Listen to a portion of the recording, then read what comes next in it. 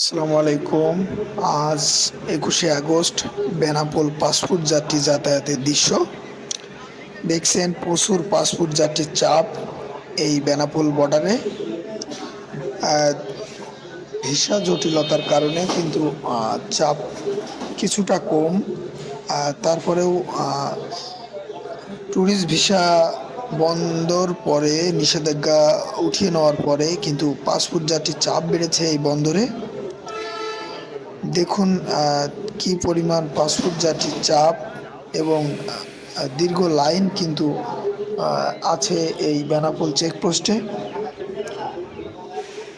Immigration 6টা 30-এ open হবে, তারই অপেক্ষায় কিন্তু এই পাসপোর্ট যাত্রী লাইনে দাঁড়িয়ে অপেক্ষা করছে এবং ইমিগ্রেশন কাস্টম খোলার অপেক্ষায় কিন্তু তারা এই লাইনে দাঁড়িয়ে আছে।